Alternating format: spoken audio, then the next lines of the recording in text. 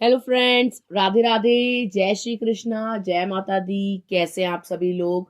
I hope आप सब लोग बहुत अच्छे होंगे, अपना अपना ध्यान रख रहे होंगे, लाइफ में आगे बढ़ रहे होंगे। वेलकम टू टैरो संसार।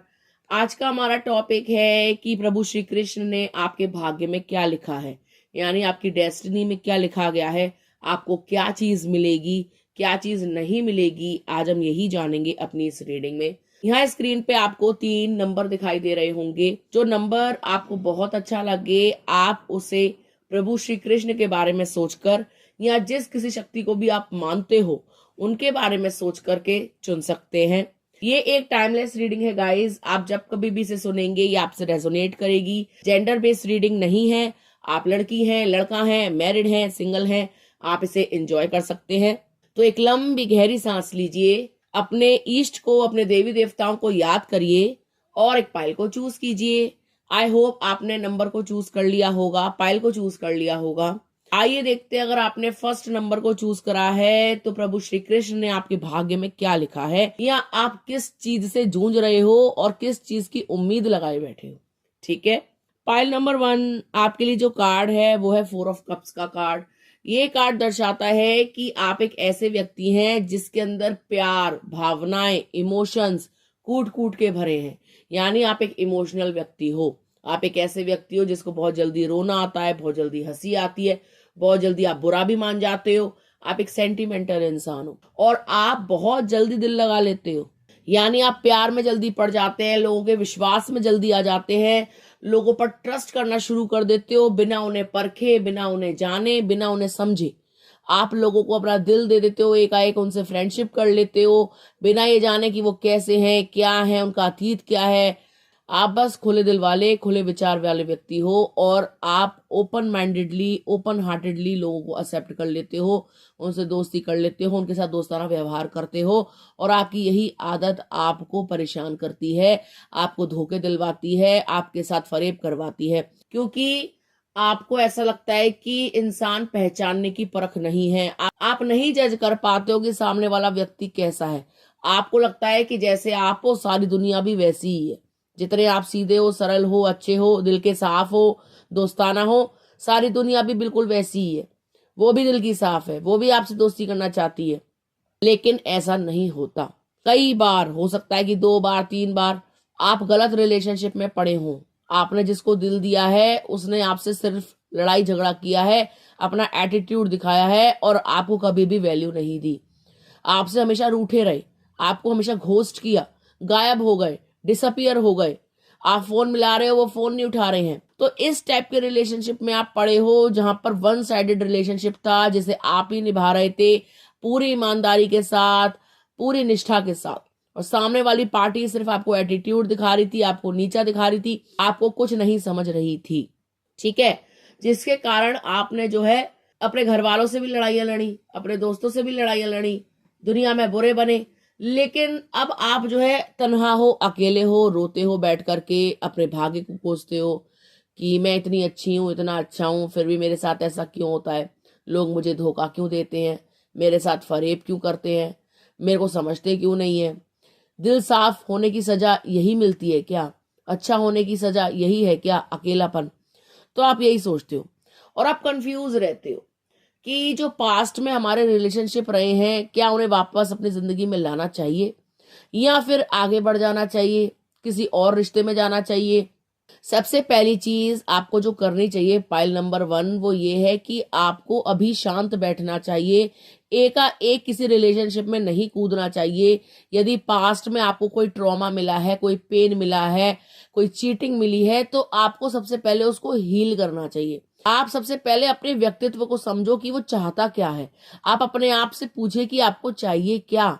आप अपने आप से पूछिए कि आप किस चीज से खुश होते हो, किस चीज से दुखी होते हो। यदि आप लोगों की बातों में आकर, उनके झूठे प्रस्ताव में आकर, बहकावे में आकर उनके साथ चल दोगे, उनके साथ संबंध जोड़ लोगे, तो आप सारी जिंदगी दुखी रहोगे। आप अपने दिल की सुनो, लेकिन थोड़े से प्रैक्टिकल होने की जरूरत है। आप प्रैक्टिकल नहीं हो, आप इमोशनल हो। इमोशनल इंसान हमेशा ठगा जाता है, हमेशा बेवकूफ बनता है लास्ट में। आपको प्रैक्टिकल होना पड़ेगा, आपको समझना पड़ेगा दुनिया हमसे क्या चाहती है और हम दुनिया से क्या चाहते हैं। ठीक है। तो भाग्य विधाता ने आपके भाग्य में खुशियां लिखी हैं, प्रभु श्री कृष्ण ने आपके भाग्य में खुशियां लिखी हैं, लेकिन उसके लिए आपका परिपक्व होना जरूरी है। परिपक्व ऐसे नहीं कि आप धूर्त हो जाओ, दुष्ट हो जाओ, लड़ने लगो दुनिया से, समाज से बहुत ज्यादा चंट हो जाओ। प्रभु को ऐसे लोग भी अच्छे नहीं लगते, लेकिन आप संभल जाओ, ठीक है, खड़े हो जाओ अपने पैरों पर, अपने आप को जानो, इस सृष्टि को जानो, परमात्मा को जानो।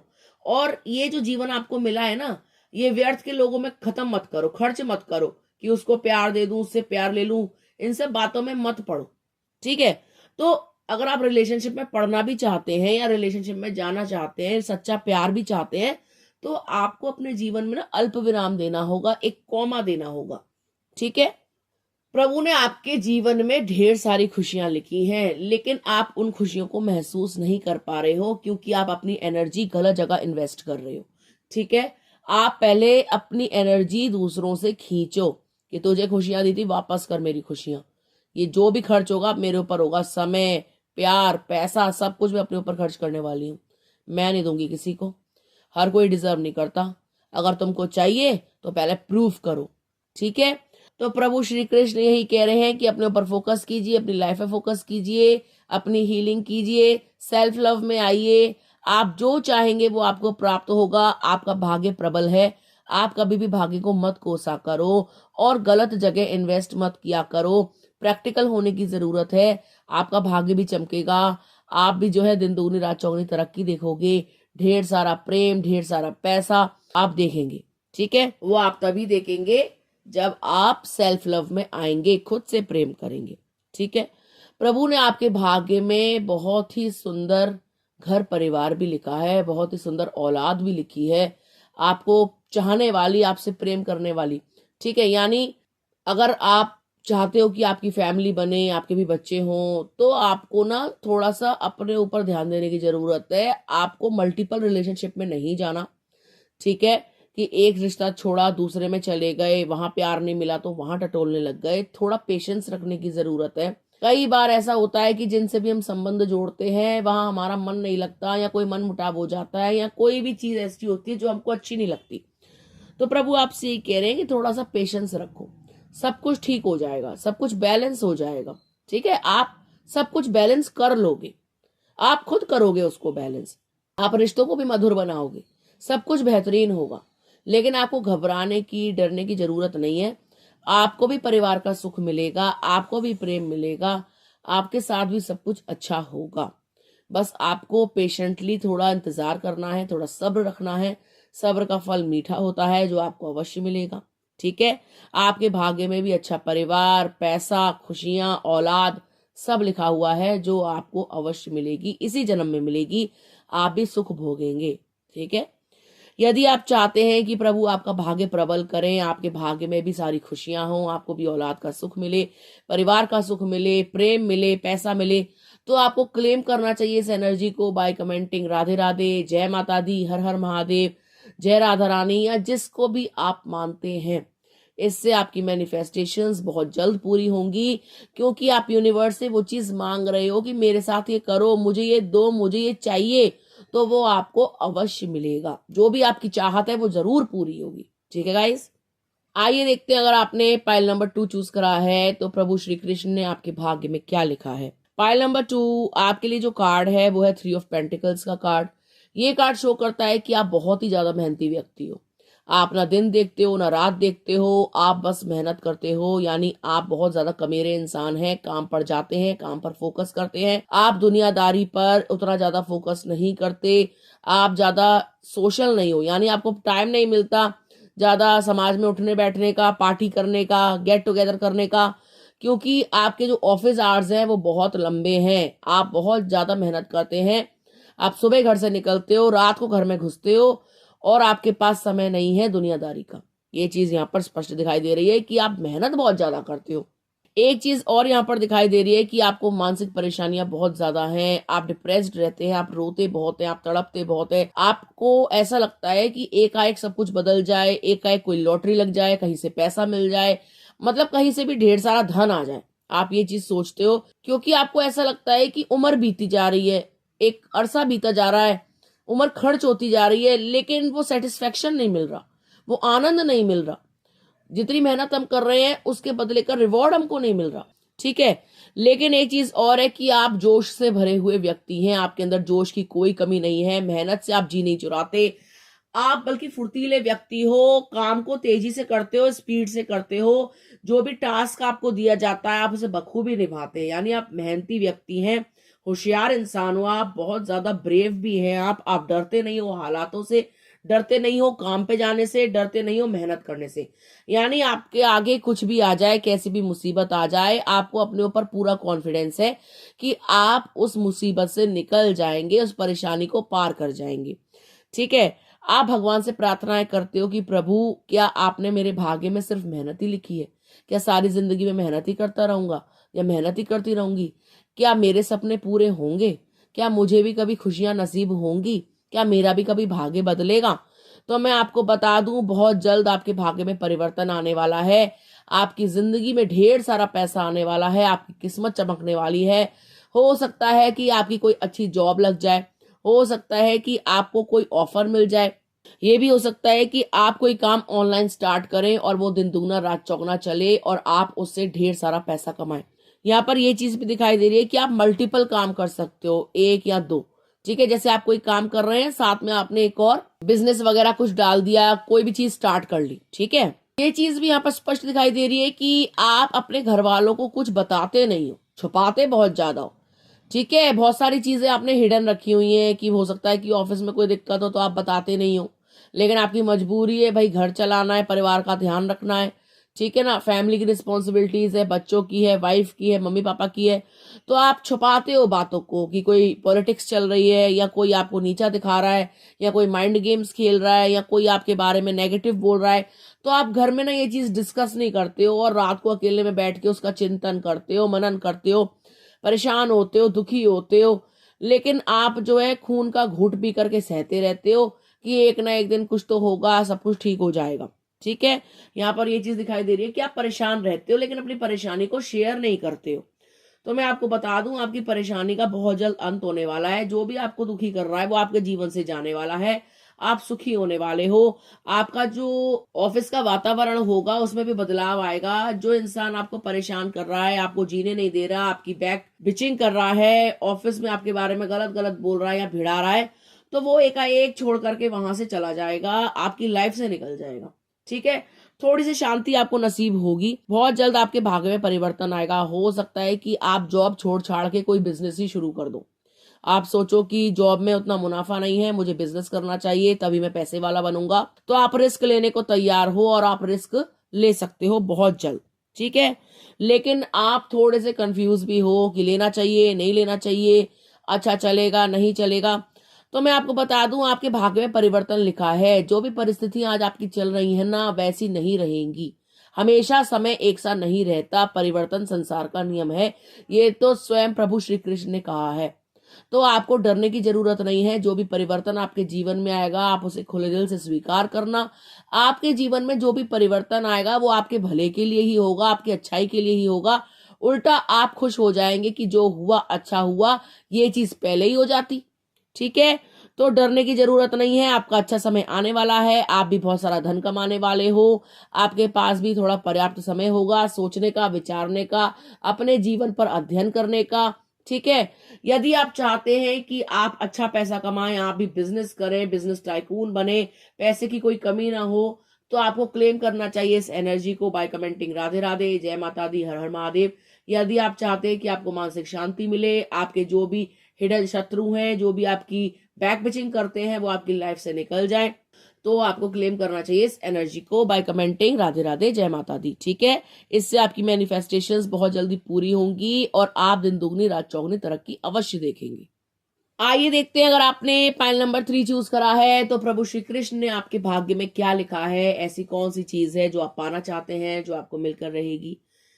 पाइल नंबर 3 आपके लिए जो कार्ड है वो है द मून का कार्ड। ये कार्ड शो करता है कि आप डर के साए में जीते हो, आपको डर है, आपके अंदर किसी ना किसी प्रकार का भय समाया हुआ है। कोई ना कोई व्यक्ति तो ऐसा है जो इस वक्त आपसे दूर है, कोसों दूर। यानी हो सकता है कि वो रहते तो आसपास हो लेकिन दिल की दूरी आ गई हो। आपका कम्युनिकेशन ना होता हो, यानी आपको किसी ना किसी का इंतजार है और आपको ऐसा लगता है कि वो व्यक्ति लौट करके नहीं आएगा। आप दिल ही दिल में ये सोचते हो कि जो भी आपको छोड़ करके गया है ना, अब वो कभी वापस लौट के नहीं आएगा, वो चला गया आपकी लाइफ से। लेकिन आप मूव ऑन ही नहीं कर पा रहे हो, आप उनके बगैर जी ही नहीं पा रहे हो। आप तो उनका इंतजार कर रहे हो पिछले 3 महीनों से या पिछले 3 सालों से। ये भी दिखाई दे रहा है कि आप किसी व्यक्ति विशेष का, किसी स्पेशल पर्सन का वेट कर रहे हैं कि वो आपकी लाइफ में लौट करके आ जाएं। वो आपको सिर्फ इंतजार करवा रहे हैं, वो आपके माइंड से खेल रहे हैं।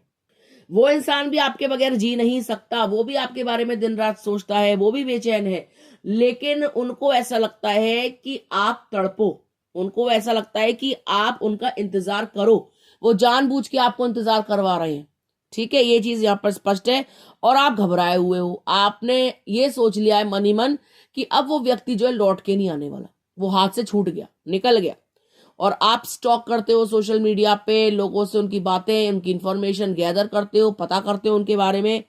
तो मैं आपको बता दूं, आराम से बैठो, निश्चिंत हो जाओ और सिर्फ भगवान का नाम लो। जो आपको छोड़ करके गया है ना, वो आपके पास बहुत जल्द आने वाला है। उसने मन बना लिया है आपके जीवन में पुनः आने का, उसने लौटने की तैयारी कर ली है।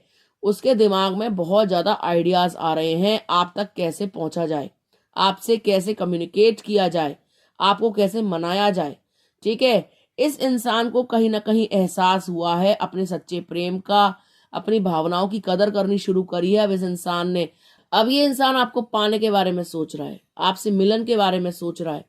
ठीक है, इनके दिमाग में ना बहुत सारे आइडियाज एक साथ चल रहे हैं कि आपके पास कैसे आए, आपसे बात कैसे करें, आपको प्रपोज कैसे करें। इन्होंने फ्यूचर प्लानिंग बना ली है, यानी भाग्य विधाता ने आपके भाग्य में प्रेम लिखा है, जिसके लिए आपने बड़ा इंतजार किया है, बहुत सब्र रखा है आपने, बहुत पेशेंस रखा है। आप रोए हो, तड़पे हो, गिड़गिड़ाए हो भगवान के आगे, आसमान में देख करके दुआएं मांगी हैं कि लौटा दो मुझे मेरा इंसान, मुझे मेरे हिस्से का प्यार लौटा दो भगवान। और आपकी यही दुआएं, आपकी यही मन्नत, आपकी यही प्रार्थनाएं ऊपर वाले ने स्वीकार की हैं। उस व्यक्ति को एहसास हुआ है अपने सच्चे प्रेम का, आपकी भावनाओं की उसने कदर करनी शुरू कर दी है। ठीक है, यदि कोई आपसे प्रेम ना कर रहा हो, आपसे दूर दूर भाग रहा हो और आप उसे प्रेम करते हो और एकाएक उस व्यक्ति के दिल में प्यार का अंकुर फूट जाए, वो आपसे प्रेम करने लगे, तो इससे अच्छी फीलिंग तो कोई और हो ही नहीं सकती। जो व्यक्ति आगे आगे भाग रहा हो वो अब पीछे पीछे भागना शुरू कर दे, तो इससे ज्यादा अच्छी फीलिंग क्या होगी। तो आप भी इसी फीलिंग को महसूस करने वाले हो। जो आपसे आगे आगे भाग रहा था, अब वो आपके पीछे पीछे भागेगा। जो आपसे पिंड छुड़ाना चाह रहा था कि भाड़ में जाने दो, इसके पास तो कभी आऊंगा ही नहीं या आऊंगी ही नहीं, अब वही व्यक्ति आपसे कांटेक्ट करने वाला है, वही आपके पास दौड़ भाग के आने वाला है, शीघ्र अतिशीघ्र, वेरी सून। ठीक है, क्योंकि इनके जीवन में भी नीरसता है, ये भी अकेले हैं, ये भी आपके बगैर किसी और से दिल नहीं लगा पा रहे, इनका मन कहीं नहीं लग रहा। ठीक है, अब इन्होंने सोच लिया है कि कुछ भी हो जाए, कितनी भी मेहनत करनी पड़े, कितना भी कुछ करना पड़ जाए, आपको मनाना पड़ जाए, आपके लिए कुछ भी करना पड़ जाए, लेकिन आपकी लाइफ में लौट करके जाना है, आपको मनाना है, आपको पाना है हमेशा हमेशा के लिए। ठीक है, प्रभु श्री कृष्ण ने आपके भाग्य में सोलमेट लिखा है।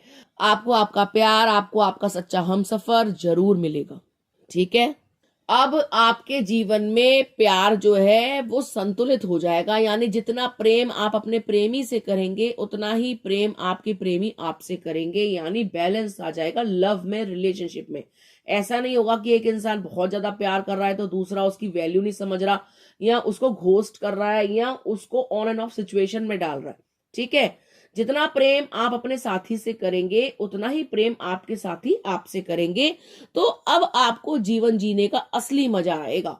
अब आप बिंदास होके जियोगे, लाइफ में बहुत आगे बढ़ जाओगे, खुशियों को प्राप्त कर लोगे, सुकून आपको मिल जाएगा, एक शांति मिल जाएगी, आंतरिक शांति। इतने बेचैन रहे हो ना, परेशान रहे हो, किसी चीज को एंजॉय नहीं कर पाए, कहीं पार्टियां नहीं करी, रोते रहे हो, बिलखते रहे हो, यादों में डूबे रहे हो, और हर वक्त प्रार्थना करते थे कि भगवान इसको कब एहसास होगा, कब इसके मन में जो है मेरे लिए प्यार जागेगा, कब ये मुझसे सॉरी बोलेगा।